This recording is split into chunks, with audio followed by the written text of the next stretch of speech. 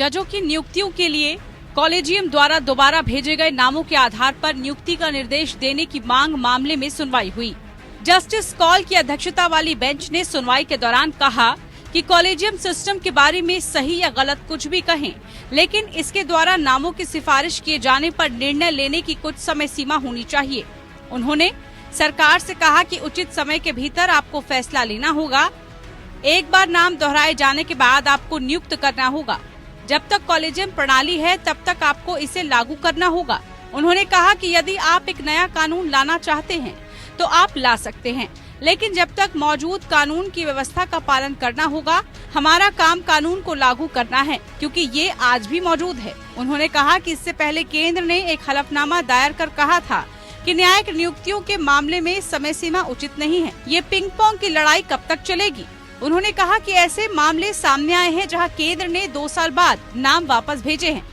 ये तरीका परेशान करने वाला है। ये भी एक वजह कि अच्छे नाम नहीं आ पाते हैं। समस्या यह है कि एक बार जब हाईकोर्ट कॉलेजियम नामों की अनुशंसा करता है तो एक समय के भीतर केंद्र आपत्ति करने का अधिकार है। जस्टिस कौल ने कहा कि सुप्रीम कोर्ट कॉलेजियम के द्वारा सिफारिश किए गए नामों को नियुक्ति किए जाने का प्रतिशत 50-50 तक है। जस्टिस कौल ने कहा कि अभी कॉलेजियम सिस्टम मौजूद है।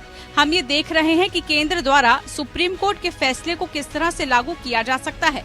जस्टिस कौल ने कहा कि आप नाम को 2 बार 3 बार वापस भेजते हैं, तो क्या इसका मतलब अगर केंद्र को कोई नाम पसंद नहीं आता तो आप कानून का पालन नहीं करेंगे?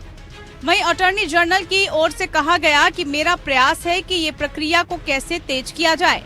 उन्होंने कहा कि कोर्ट के फैसले के बाद कुछ सुझाव जिनको मैंने स्वयं देखा और कानून मंत्री के साथ साझा भी किया, इसके बाद MOP या मेमोरेंडम ऑफ प्रोसीजर को वापस भेज दिया गया। उसका असर दिखने में समय लगेगा। इस दौरान मैंने सिस्टम को देखा जिसमें उसके काम का तरीका, देरी के कारण आदि का समझने की कोशिश की गई। दरअसल केंद्र सरकार द्वारा सुप्रीम कोर्ट के फैसले के बाद जजों की नियुक्ति में देरी को लेकर दाखिल उन 2 याचिकाओं पर सुनवाई कर रहा है, जिनमें केंद्र को न्यायाधीशों की नियुक्ति के लिए निर्देश देने की मांग की गई है।